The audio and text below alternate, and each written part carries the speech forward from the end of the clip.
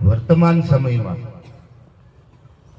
અમને જે અખાડાઓ ઉપરથી અમારા સંતો જે અમને કહેતા હોય છે કે આ વખતે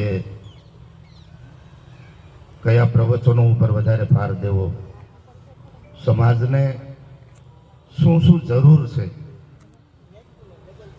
એવું અમને ઉપરથી કહેવામાં આવતું હોય છે.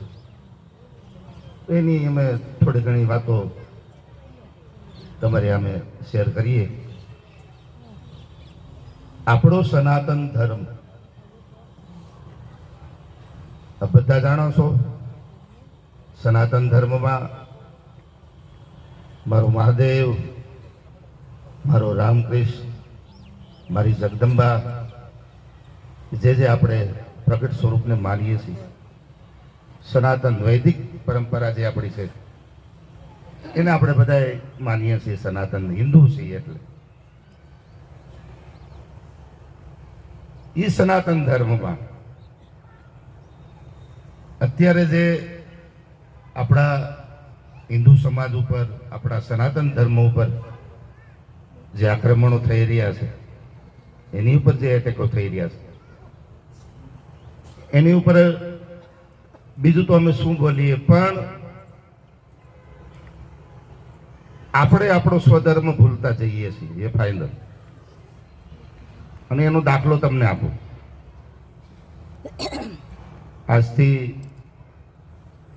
20-25 વર્ષ પહેલા અમારી બધી માતાઓના જે દર્શન થતા હતા એ દર્શન હવે નથી થતા. કઈ રીતે? વિધર્મીઓએ આપણા હિન્દુ સમાજ ઉપર એવા ફેશનો નાખી દીધા છે, એવા ફેશન આવી ગયા છે કે અમારી હિન્દુ બેન દીકરીઓએ એને તરત અપનાવી લીધા છે. કયા ફેશન? તમને બ્યુટી પાર્લરનું હું બિલકુલ ના નથી પાડતો, એનો હું વિરોધી નથી, પણ તમે જે માથા ઉપર શેથા ભૂલી ગયા છો ને, આ ફેશનો, ગળામાં મંગળસૂત્ર નહીં પહેરવાનું, આ ફેશનો, ચૂડી ચાંદલો ભૂલી ગયા, આ ફેશન. વિધર્મીઓએ મારીને તમારી ઉપર આ બધા ફેશનો નાખ્યા અને તમે બધાએ અપનાવી લીધા.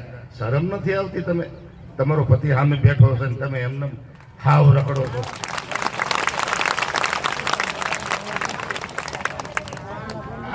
આવી ફેશનો હોય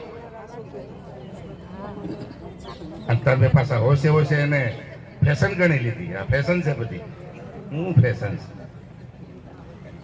કથા સાંભળ્યા પછી કાલથી બધી મારી માતાઓના માથા ઉપર શેથા હોવા જોઈએ.